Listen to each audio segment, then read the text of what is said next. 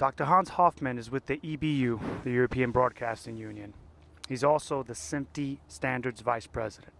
So Hans, there's a joint task force on network media being formed, partnering with the EBU and the Video Services Forum.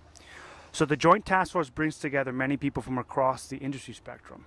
So what are the goals and the outcome expectations of the task force? Well, first of all, it is a networked media task force for the professional space. So we are not dealing with distribution to the home. The important fact is that we need to recognize a tremendous shift in the industry. First of all, networks have been used for file transfer and the exchange of non-real-time signals. Now we are actually working towards the next level, the next phase, if you like, which is to generate an all-encompassing networked media production environment which also can carry real-time signals, really hard live real-time signals as we used to have them in the past. So one of the first goals is not to look into the technology, but rather to start with clear user requirements and business-driven requirements. We don't want to judge at the moment about what will be the final technology, but rather we would like to start with requirements, and this is actually describing our phase one of the work. This will then continue with a request for technology to the industry. They can respond to the requirements. We will analyze actually what we hear from the industry by means of a gap analysis and then issue a report. This is the first milestone of the task force in a time frame of about beginning of 2014. So Dr. Hoffman, what value does the joint task force bring to the SMPTE? It has several values. The VSF Forum, the EBU and the SMPTE already have activities underway. By joining these forces, by harmonizing actually the activities, it means that we end up with as little options and standards in the market as possible. And this is actually the goal, to avoid a proliferation of standards. For the SMPTE, in addition, it also means that we still have our leadership in a field which is new to us. New because it is a fully networked IT environment, and this is actually where we bring in our traditional know-how and upgrade this know-how with specific knowledge on networked environments. It's a leadership position actually. Thomas Bause-Mason is with NBC Universal, and he's also the chair of the 24TB Committee on UHDTV. So Thomas, there's a lot of buzz considering, with UHDTV these days with 4K and 8K. So SMPTE's established a study group for this topic. So what are the goals for the group? Well, the goals for this group is nobody really looked at what these new standards, ITUR BT 2020 and SMPTE 2036-1, what impact they have on a media ecosystem. So somebody has to sit down and look at what standards need to be created and what standards have to be revised to enable the carriage of a UHDTV-1 image via a media ecosystem. What issues are you focused on with broadcasting the 4K and ultra high definition content? The issue really with UHDTV-1 is the higher resolution and the maybe higher frame rate, which has to be transported over an existing infrastructure in a broadcast facility. This infrastructure is mainly today 1.5 or 3 gigabit per second SDI infrastructure. So there has to be new ways how to enable this transport of this video. One of the approaches would be to look at a video over IP. One of the things which will enable UHDTV-1 in a broadcast facility is a single cable interface which allows to transport these images. So the committee's working on a report or something? Is there something forthcoming? Yes, we are in the middle of finishing this report.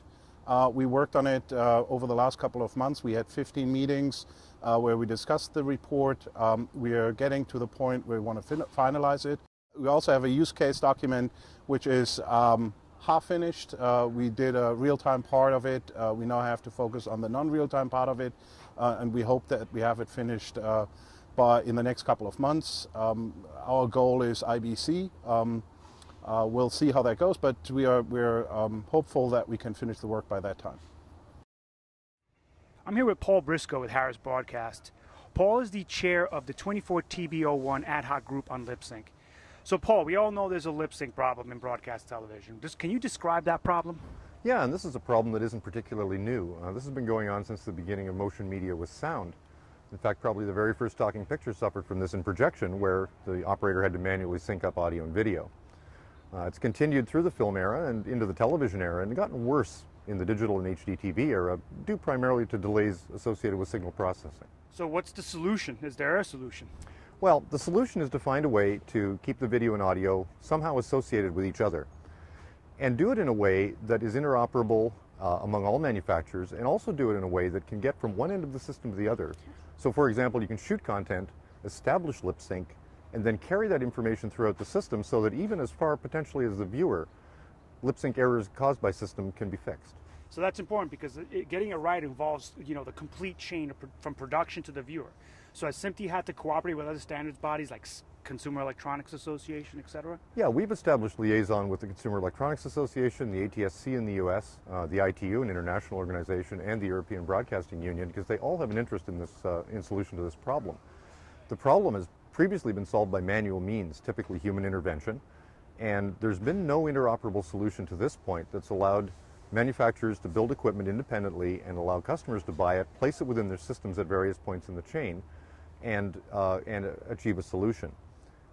By involving these other organizations, we hope to be able to get beyond the SMPTE domain, which is the television production domain, through the distribution domain right to the home viewer. And that requires the participation of these other organizations who have expressed interest in this work. So how is this approach different, and how do we know it will work?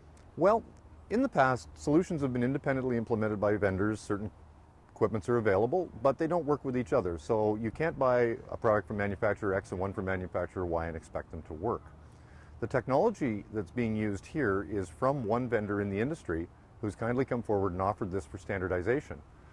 This technology has already been implemented by this vendor, and they've been working with our committee to ensure that as we go along and develop the standard and adapt what they've done, they continue to prototype and re-implement to ensure that it works the way we expect and continues to provide the level of lip sync capability that we want.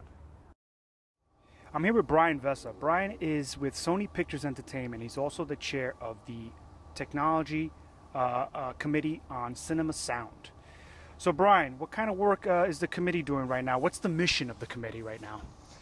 Well, the mission of the committee is to try to get more consistent, better sound in theaters, because anyone that goes out to the theater regularly knows it's very different from theater to theater. Sometimes it's a good experience, quite often it's not. So we're working toward improving and creating new standards so that the theaters can have more consistent sound, better sound overall.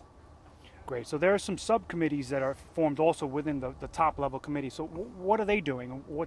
Briefly describe that.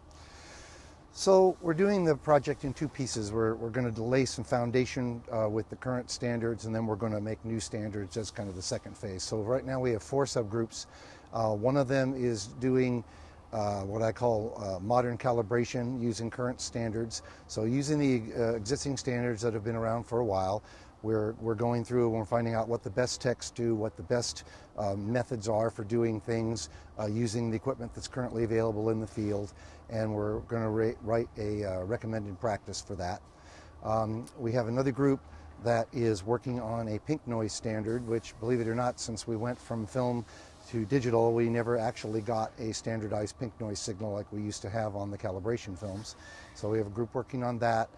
We have another group that is working on a study of the current immersive audio systems like Dolby Atmos and RL3D, and finding out whether we can find any common ground and work toward a recommendation for a common file format, which would then be taken up by another group to create that. And lastly, we have a group that's busy taking all of the data that we did in the B-Chain study group, which was the precursor group to this, which was a 2.5-year study to find out what was going on in the world of cinema audio. We took a lot of data in a whole lot of theaters, and we never had the chance to put out a full analysis of that, so we have a group that's in the process of doing that. And once we have all 4 of those done, we'll have a really good groundwork to move forward into new standards.